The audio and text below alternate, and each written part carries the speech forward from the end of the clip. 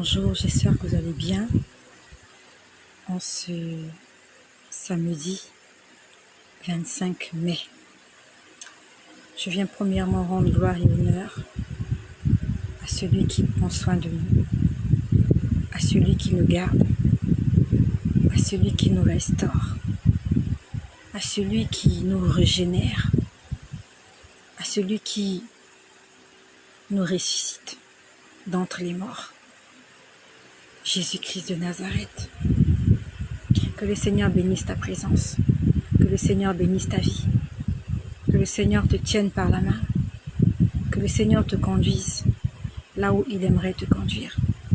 Soyez richement bénis. J'aimerais dire à quelqu'un qui a encore de l'espoir pour toi, de la même façon que Jésus-Christ a fait pour moi, j'aimerais te témoigner qu'il est le même, qu'il ne change pas, qu'il n'a pas changé.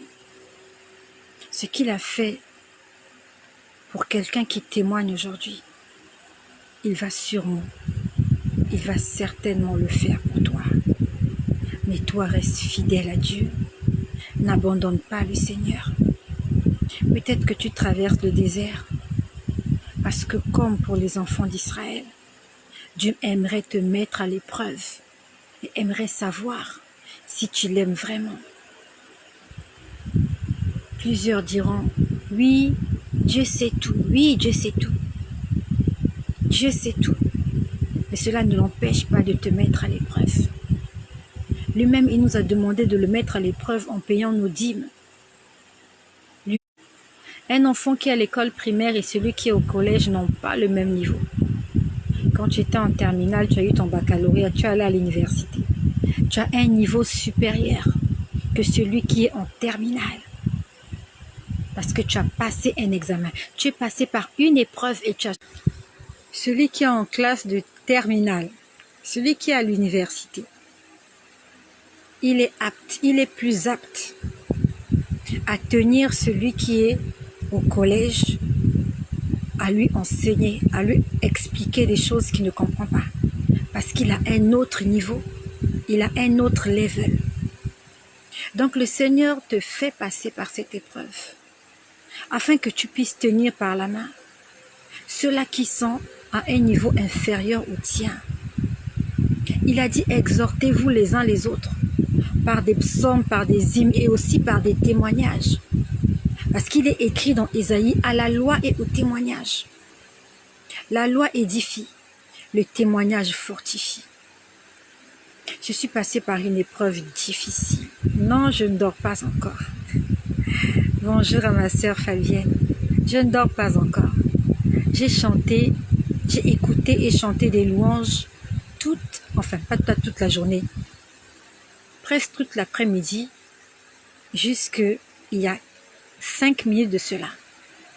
J'ai mis de la louange, de l'adoration. J'écoutais. Je n'ai pas sommeil. Et quand je vais terminer cette vidéo, je vais prendre ma Bible, je vais la lire et je vais prier jusqu'à m'endormir.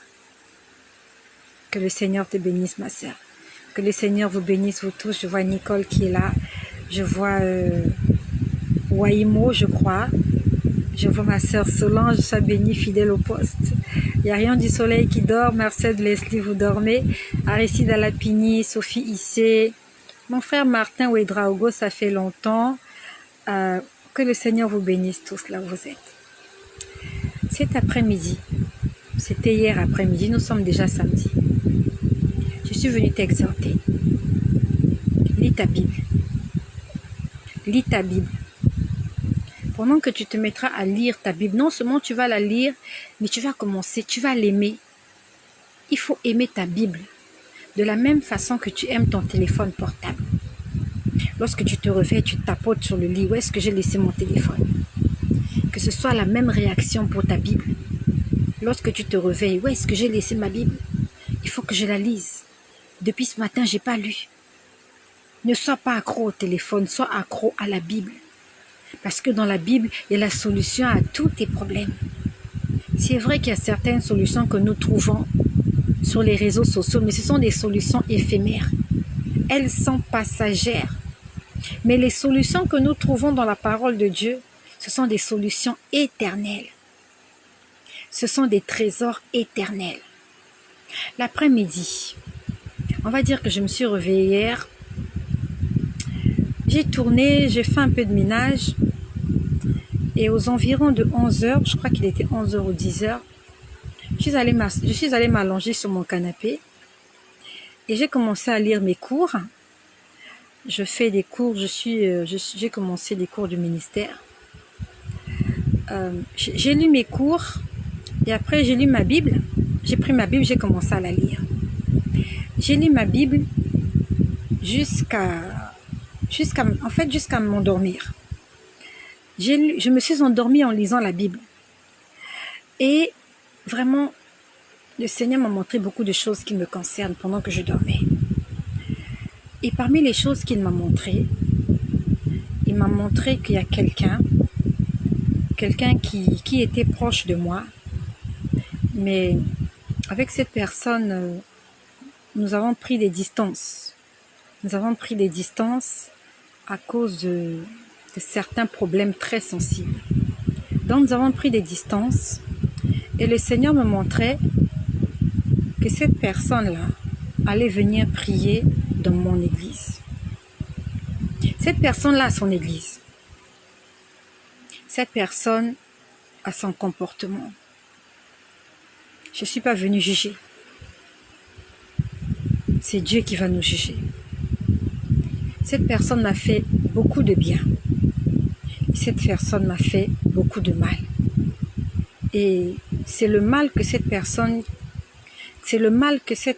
m'a fait qui m'a refroidi et qui m'a fait prendre des distances. Mais le Seigneur nous demande d'être en paix avec tous.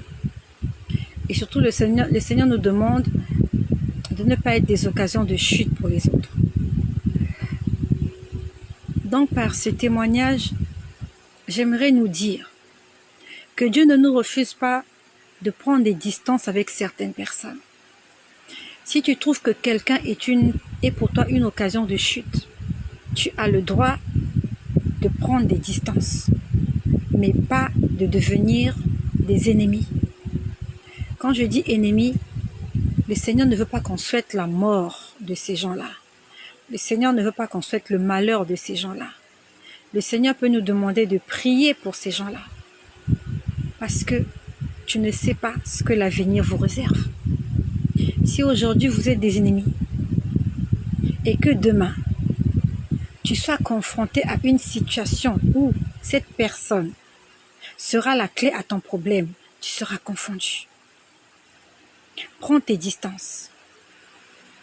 Mais pas d'ennemis.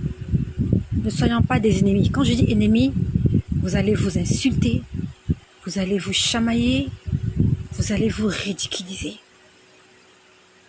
Le jour où tu arriveras dans une ambassade et que tu demanderas un visa pour aller quelque part, imagine-toi que cette personne-là que tu auras en face de toi, que cette personne a la décision ou pas de faire entrer ton dossier, que cette personne a la décision à ta requête, étant donné que vous êtes des ennemis, ça sera difficile pour toi.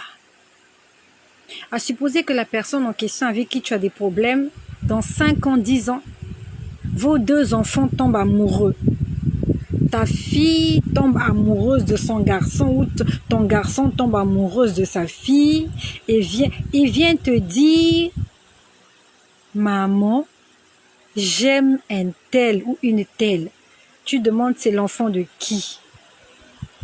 Et on te donne le nom de son père ou de sa mère et que tu te rends compte que le courant ne passe pas entre vous. Comment vous allez demander à des enfants amoureux de vous rejoindre dans cette bataille que vous avez commencé? Quelle confusion! En anglais, what confusion! Je ne sais pas si ça se dit. Quelle confusion! Que ta fille tombe amoureuse de ton ennemi ou que ton fils tombe amoureux de la fille de ton pire ou de ta pire ennemie. C'est juste en passant. Donc le Seigneur m'a montré, je ne sais pas ce qui va se passer. Mais j'ai vu cette personne venir prier dans mon église. Ça veut dire qu'il y a quelque chose qui va se passer, qui fera que cette personne se retrouve dans mon église. Dans combien d'années, je ne sais pas. Alors je vous laisse imaginer, si nous sommes des ennemis, et qu'un jour qu'on se retrouve dans la même église, assis côte à côte, quelle confusion. Confusion pas avec S, mais confusion avec Z. Confusion avec Z. Si aujourd'hui je n'adresse pas la parole à cette personne, et dans quelques années, quand cette personne viendra dans mon église, comment je vais gérer ça? Le Seigneur est en train de m'avertir de ne plus faire du mal à qui que ce soit. De ne plus faire de mal. Que les autres me fassent du mal, mais que moi je ne me répande pas. Et le Seigneur ne me le demande pas à moi seulement. Il nous demande à nous tous de ne pas faire du mal. Anne, elle était tourmentée par sa rivale Pénina. Pénina l'insultait. Pénina lui faisait de la peine. Anne ne répondait pas. Et le Seigneur l'a bénie. Elle qui était stérile, Dieu lui a donné plus de 7 enfants. Nous connaissons l'histoire de Léa et Rachel. Léa était une femme mal aimée. Son mari ne l'aimait pas. Elle s'est retrouvée dans ce mariage indépendamment de sa volonté. C'était pas de sa faute. On l'avait mariée de force à cet homme. Mais elle avait une coépouse qui était sa petite sœur Rachel. Je suis sûre que ça se passait très mal. Ce couple à 3, ça se passait très mal. Rachel était aimée. Son mari l'aimait. Elle devait partager son mari avec sa grande sœur. Son mari n'aimait pas sa grande sœur. Il y avait des rivalités entre les deux sœurs. Mais le Seigneur a béni Léa. Le Seigneur l'a rendue féconde. Elle qui n'était pas aimée. Elle qui était persécutée. C'est sûr que Jacob, c'est sûr qu'il ne la regardait même pas. C'est sûr qu'il insultait même. Puisque la Bible nous dit qu'elle avait des yeux délicats. Donc ça veut dire que pour elle, ce défaut-là, ce défaut était criard pour elle. C'est ce que Jacob lui disait, avec tes yeux délicats. D'ailleurs, tu sais que je t'ai jamais aimé. C'est ton père qui t'a amené ici. Donc si tu souffres, c'est pas de ma faute. Et cette femme était blessée à l'intérieur d'elle. Mais elle croyait au Dieu d'Israël. Elle croyait en Dieu. Et Dieu l'a bénie. Prenons ces femmes comme exemple. Nous connaissons l'histoire d'Abigaël, qui était finalement devenue la femme de David. Elle était mariée à un homme méchant qu'on appelait Nabal. Il était mauvais, cet homme-là. Mais cette femme est partie intercéder en faveur de cet homme mauvais. Un bel exemple. Un très bel exemple, Abigaël. Elle ne fait pas comme son mari. Elle n'est pas méchante. Elle prend le dessus. Elle prend le devant. C'est une intercesseuse ou intercesstrice. J'ai toujours eu des problèmes avec ce mot-là. Elle intercède. Il y a des femmes dans la Bible que nous pouvons prendre comme modèle. Esther, une femme qui pouvait jeûner 3 jours, une reine. Pendant 3 jours, elle n'a pas mangé. Tu as déjà été à la table d'un roi. Il y a des mets succulents, il y a des mets appétissants. Esther a serré la mine. Elle s'est enfermée dans la prière et dans le jeûne. Elle s'est sacrifiée pour une bonne cause. Prenons comme exemple ces femmes-là. Ne prenons pas exemple de toutes ces femmes qui passent sur les réseaux sociaux et qui s'insultent toute la journée. Elles s'insultent toute la journée. Vous avez vu sa robe? Vous avez vu comment elle est coiffée? Vous avez vu comment elle était maquillée? Et quelques mois plus tard, vous apprenez qu'elle est morte, qu'elle est décédée. Elle a passé sa journée, elle a passé son énergie à allumer son téléphone, à activer sa connexion Internet pour insulter, pour se moquer des gens, pour critiquer. Et un matin, elle n'est plus. Elle est morte. Et on tourne la page. On n'en parle plus. Laissons un témoignage positif. Laissons un témoignage positif dans nos maisons, dans nos familles, sur les réseaux sociaux. Même si le passé n'était pas gracieux, même si le passé n'était pas beau, je n'ai pas un beau passé. Je suis désolée pour les gens qui ont toujours ma vieille identité dans leur mémoire. L'ancienne Estelle, elle est décédée. Mais des gens, quand ils me voient, ils pensent encore à ce que j'étais. La Bible nous dit, ne pensez plus aux événements passés. Je ne suis plus là-bas. Ne me cherchez plus là-bas, oh.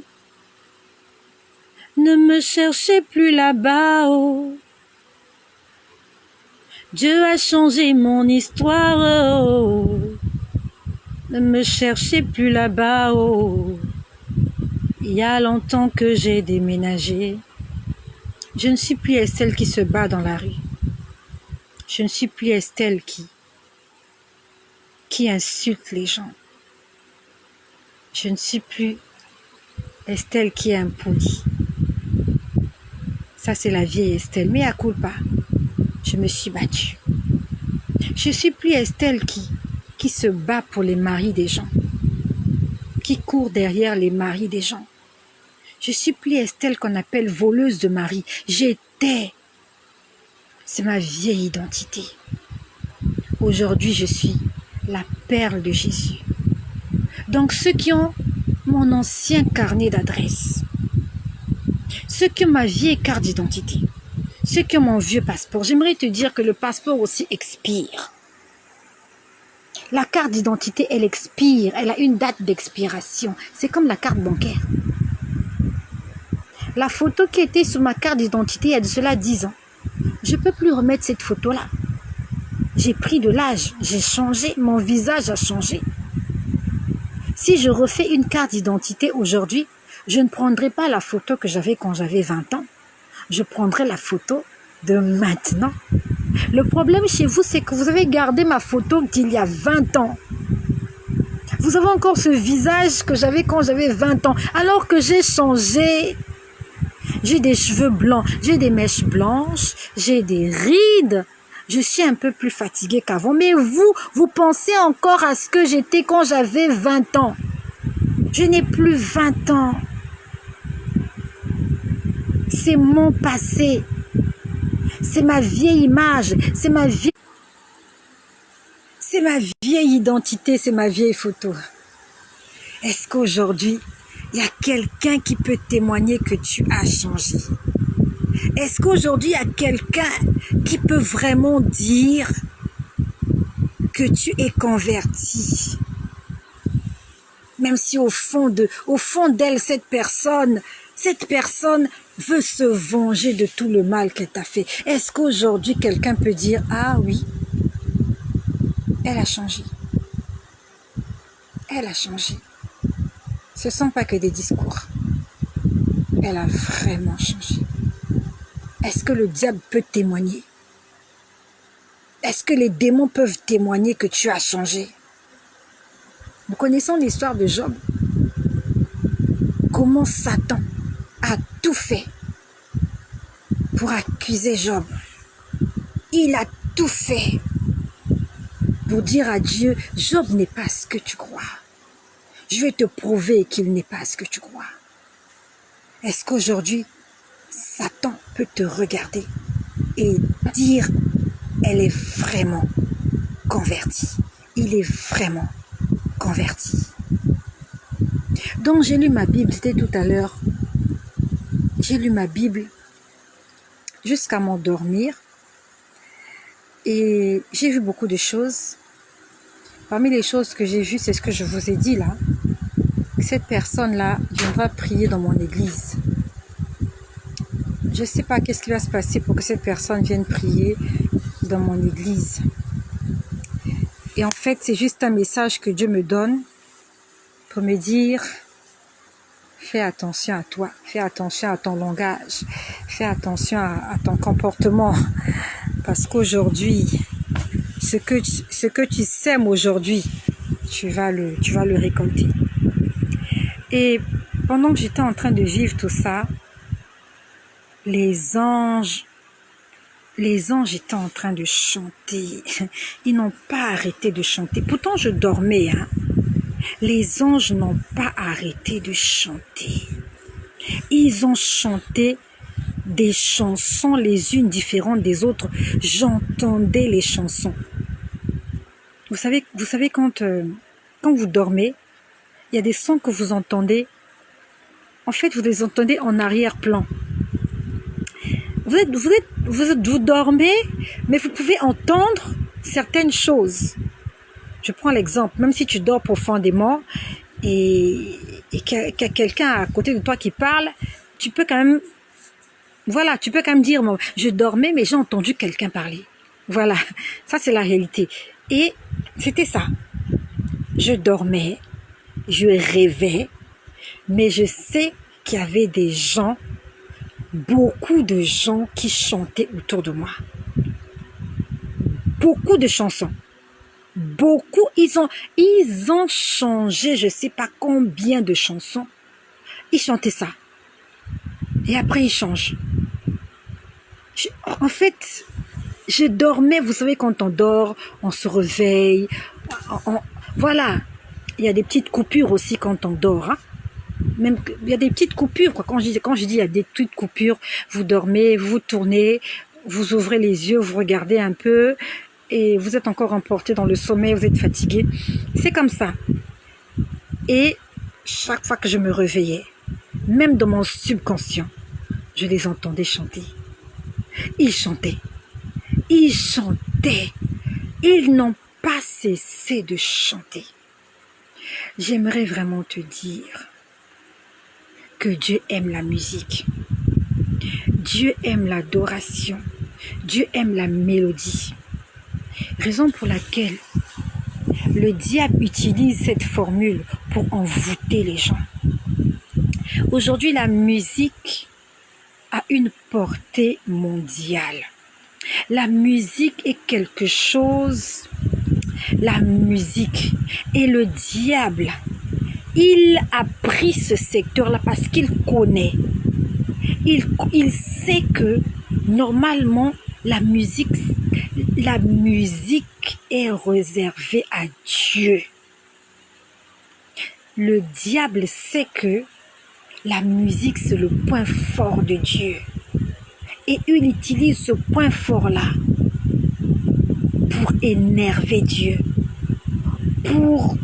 En fait, c'est comme quelqu'un qui connaît votre point faible. Et il va utiliser ce point faible-là pour vous faire de la peine. C'est comme généralement, lorsqu'un couple se sépare, il y a toujours une histoire d'enfants. Avant l'héritage, c'est toujours les enfants. Parce qu'on sait qu'un père est attaché à ses enfants. Une mère est attachée à ses enfants.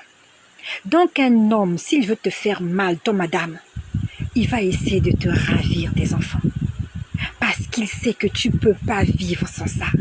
Et toi aussi, homme, quand ça va finir avec cette femme-là, elle va essayer de te prendre, si vous êtes marié au système de biens communs, elle va essayer de te prendre tes biens, c'est-à-dire que ce à quoi tu es attaché.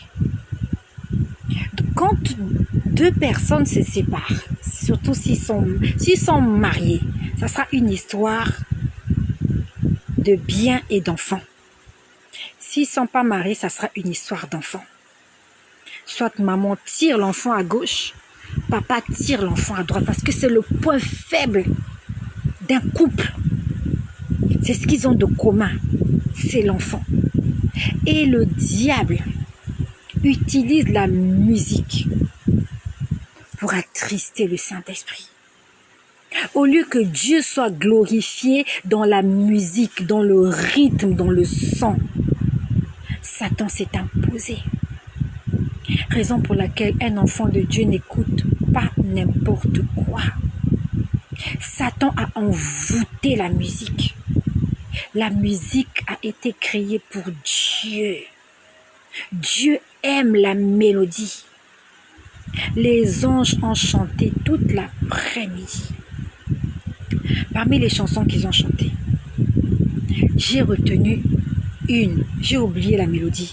Mais la chanson disait ceci.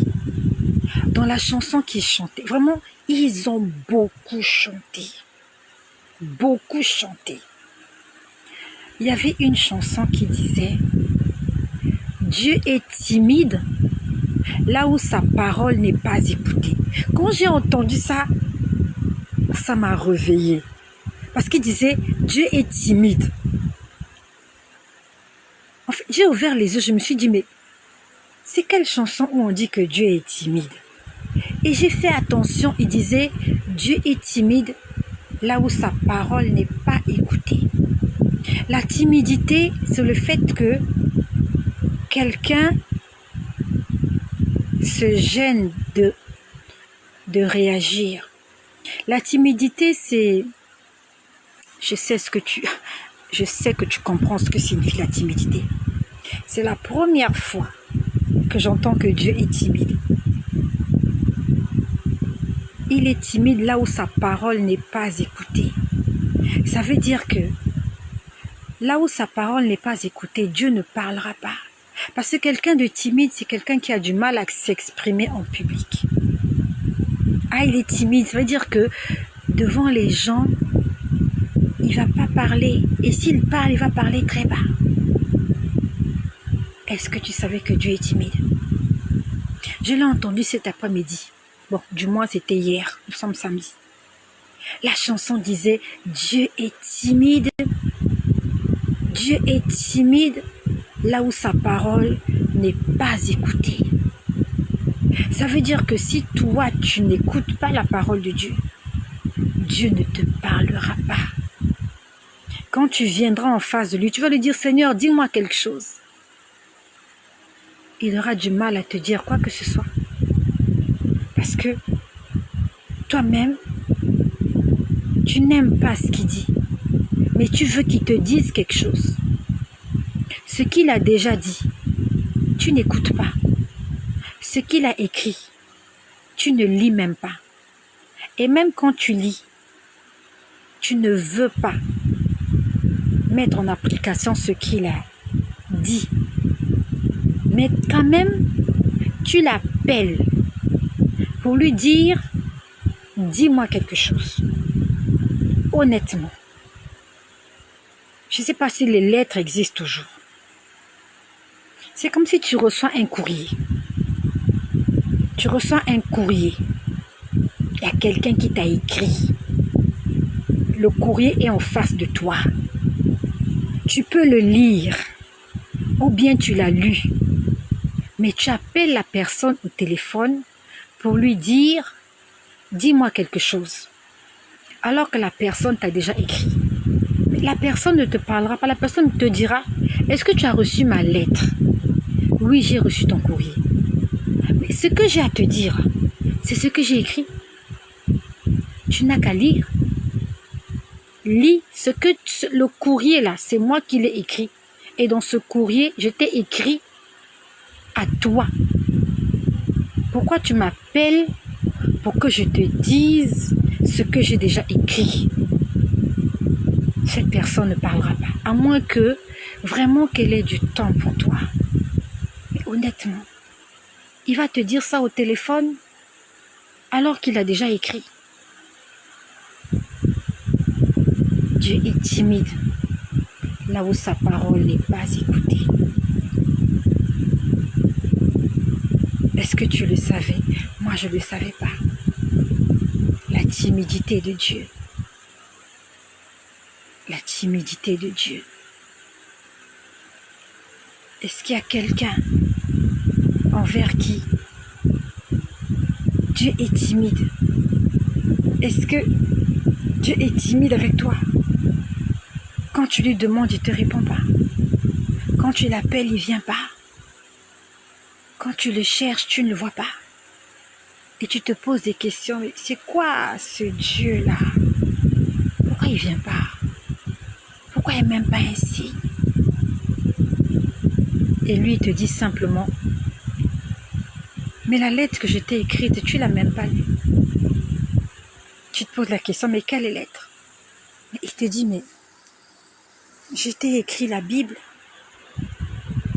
Ça a été écrit par des hommes, mais c'est moi qui ai inspiré ces hommes-là. Et dans cette Bible, j'ai écrit tout te concernant. La solution à tous tes problèmes sont dans la Bible. Tu ne veux même pas la lire. Et même quand tu la lis, tu ne veux pas la mettre en pratique. Mais tu veux entendre ma voix, comme Moïse entendait ma voix.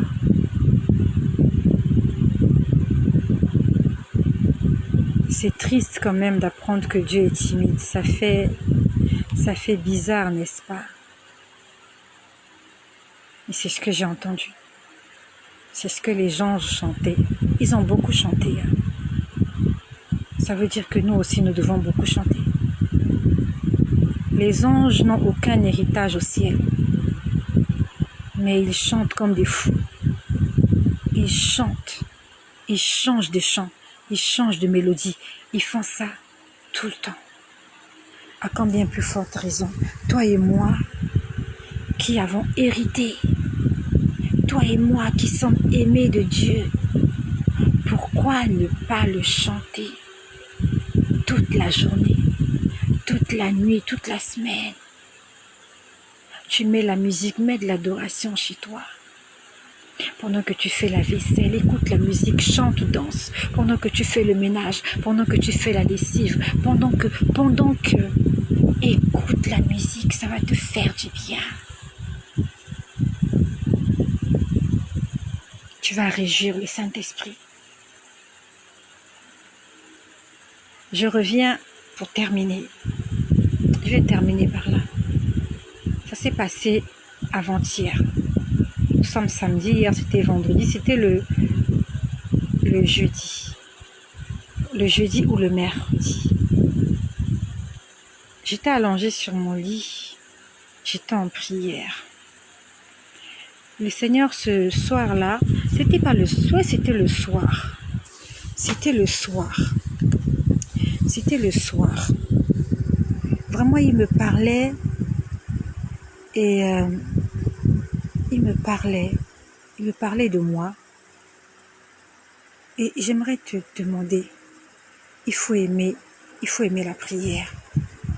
Il faut aimer la présence de Dieu. Même quand tu es allongé, sois en prière. Tu vas entendre quelque chose. Tu vas entendre sûrement quelque chose. Tu vas sûrement voir quelque chose. Mais ça ne se passe que dans la prière. Ça ne se passe que lorsque tu donnes une place et le temps à Dieu. Et surtout, aime le silence. Quand je dis aime le silence, aime le calme. Si tu veux que Dieu te parle, éteins la musique. Éloigne-toi des enfants. Reste seul, là où c'est calme, afin que lorsque Dieu va parler, tu vas écouter. Si tu es là où il y a du bruit, Dieu parle, tu n'entendras pas. Le bruit va t'empêcher d'écouter Dieu. Souvent Dieu gronde, oui, mais la plupart du temps, il chuchote, il murmure, il parle tout bas. C'est comme s'il venait à ton oreille là. Et toi, non seulement il faut être attentif. Moi, je te parle de comment ça se passe avec moi. Je ne sais pas pour les autres comment ça se passe. Je suis venue, moi ici, je parle de moi ici. C'est la chaîne de mon témoignage, de ma vie avec Jésus. Et il m'a dit, tu vas le leur dire.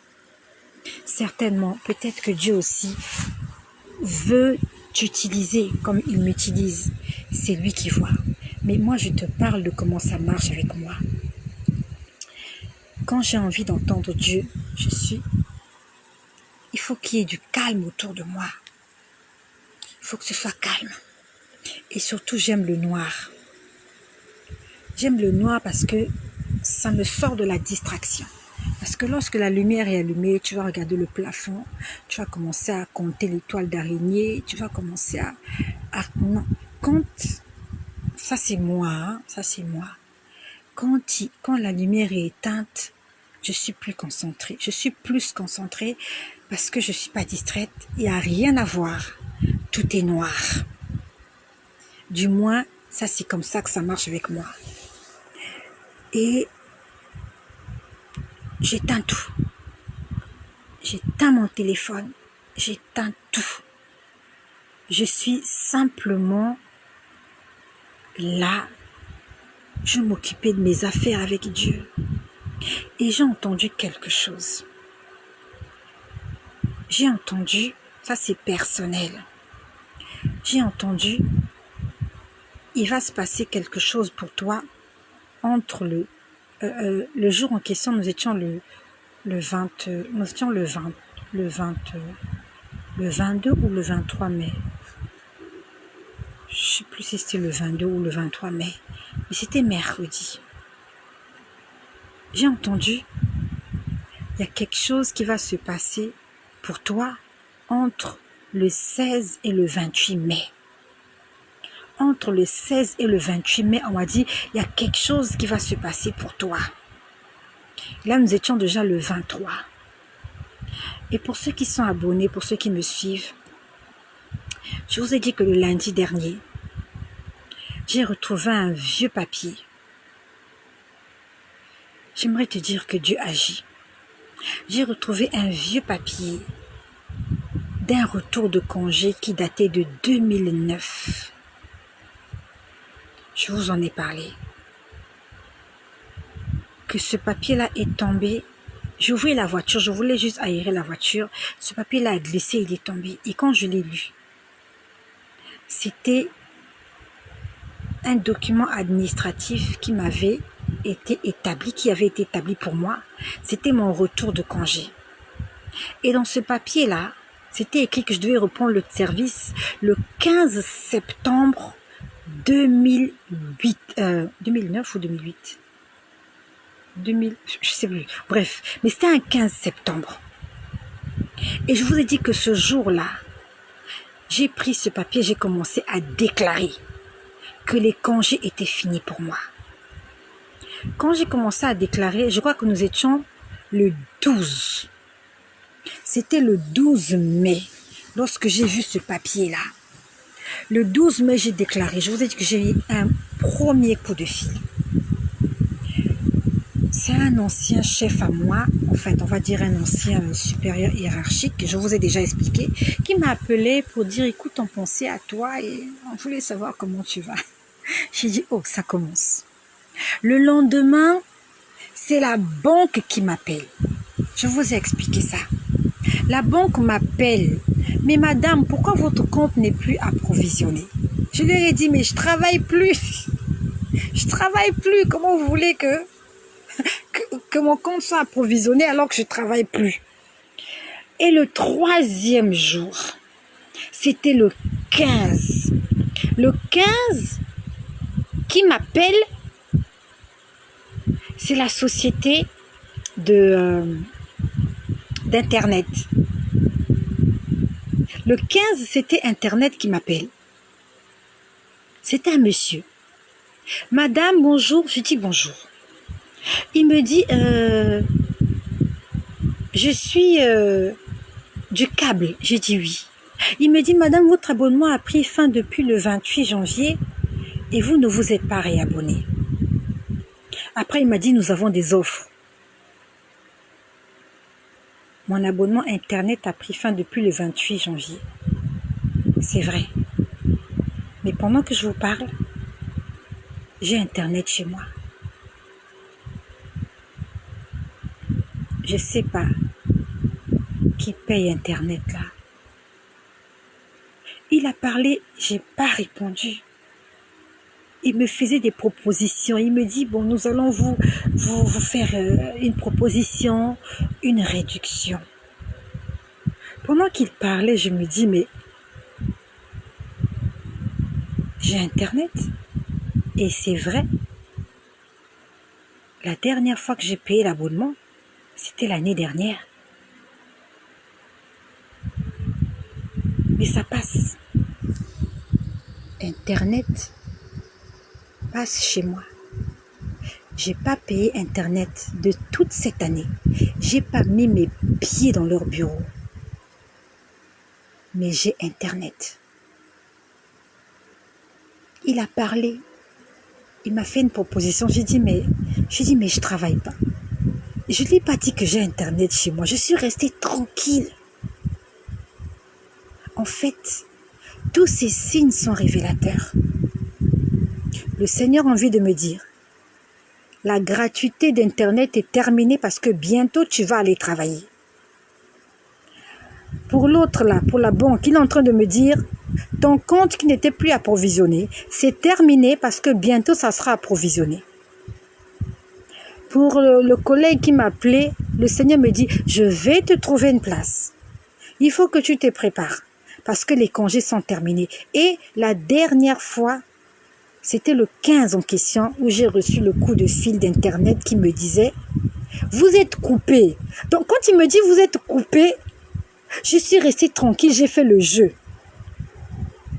Il me dit, madame, pourquoi vous ne réabonnez pas? J'ai dit, mais j'ai pas de boulot, j'ai pas de travail. Il me dit, mais nous allons faire une réduction. J'ai dit, malgré votre réduction, là, c'est trop cher. Quand il a raccroché, je me suis dit, c'est quoi cette histoire? Tu as déjà vu quelqu'un qui a Internet qui va se plaindre pour dire à la société que j'ai Internet coupé? Je ne peux pas aller les voir.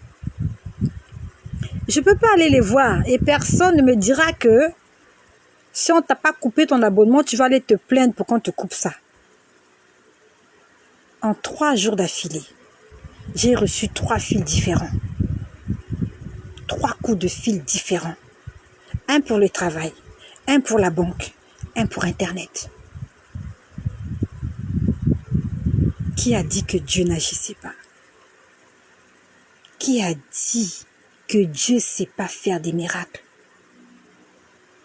Nous sommes janvier, février, mars, avril, mai. Nous sommes au 5e mois de l'année. Donc ça fait 5 mois que j'ai Internet gratuit. Que la gloire soit rendue à Jésus-Christ. J'ai Internet free. Gratuit, gratuit, gratuit. Et ils m'appellent, ils me disent que ils ont coupé. Et ils me font des propositions pour que j'aille me réabonner. Mais entre-temps, j'ai Internet. Et qui a dit que Dieu n'était pas le Dieu d'Internet? Qui a dit que Dieu n'était pas le Dieu d'Internet? Il peut entrer dans le système. Il va activer ton numéro. Ils vont te donner Internet gratuitement. Parce que tu te sers d'Internet pour la gloire de Jésus. Et que Jésus-Christ ne veut pas que ta mission soit obstruée par quoi que ce soit. Il y a des gens qui doivent écouter l'évangile. Le Seigneur met à ta disposition non seulement la vision, mais aussi la provision. Il sait que je ne travaille plus. Je n'ai plus de quoi payer Internet. Mais il sait que je suis utile au royaume. Il me met les instruments, il me met les outils pour continuer à le servir. Donc, le mercredi, nous étions, je crois, le 28, pas le 28, le mercredi, nous étions entre le 22 ou le 23 mai. J'étais là en prière, allongée sur le lit, la lumière éteinte. J'entends une voix qui me dit, il va se passer quelque chose pour toi entre le 16 et le 28. Oui. Alors, le 16, c'était la date d'expiration, n'est-ce pas? Puisque dans le document que j'avais lu, de ce retour de congé, je devais reprendre le service le 15 septembre et le document avait été signé en 2009. C'était le 15. Et moi, les déclarations que j'ai faites, c'était jusqu'au 15. Quand je faisais des déclarations, je disais, que le 15 de ce mois-ci, je dois reprendre le service. Et le 15, c'était le dernier jour où j'ai reçu des coups de fil. Donc la voix me dit que du 16 au 28, il va se passer quelque chose pour moi. Je l'ai pris pour moi. J'ai déclaré, j'ai dit Seigneur, nous ne sommes pas encore le 28. Si j'ai entendu cette voix, ça veut dire que tu es en train de faire quelque chose dans l'invisible. Tu es en train de faire quelque chose et tu es venu me fortifier. Tu es venu pour que je possède déjà cette chose que j'ai pas encore vue. Et ce soir-là, le même soir, j'ai entendu exactement ceci. Chaque année, il y a une condamnation. Donc, il y a quelqu'un qui parlait. Moi, j'étais allongée sur mon lit. Je me tournais à gauche, je me tournais à droite. J'étais en prière. Je prie un peu, je chante un peu. Et quand j'entends ça, quelqu'un dit un mot, il se tait. C'est pas qu'on me dit, c'est pas comme si on me lisait un discours, non. On te dit un mot. 5 minutes passent, tu entends un autre mot. 10 minutes passent, tu entends un autre mot. 5 secondes. C'est pas toi qui décides. Il y a quelqu'un qui te dit des choses, c'est lui qui décide. Donc, si bien que, lorsque je vois les psaumes, de la façon dont Dieu me parle là, il te dit mot après mot. En 1 heure, il t'a dit 3 mots. C'est vrai. Non, Dieu a diverses façons de parler. C'est pas toujours pareil. Je me rappelle au début de ma conversion, Dieu pouvait prendre toute une nuit. Oui, en fait, ça a changé. Au début de ma conversion, Dieu pouvait prendre toute une nuit où je suis là. Il parle, il montre. Si bien que j'avais adopté un système, je dormais avec un cahier. Donc, même la nuit, j'avais ce cahier-là dans la main. Quand je voyais quelque chose, j'écrivais dans le noir. C'est un peu stupide. J'écrivais dans le noir. Mais le problème est que le matin, quand je me réveillais, j'ai écrit les écrits sur les autres. C'était compliqué. C'était compliqué parce que comme j'écrivais dans le noir, oh Jésus-Christ, je viens de loin.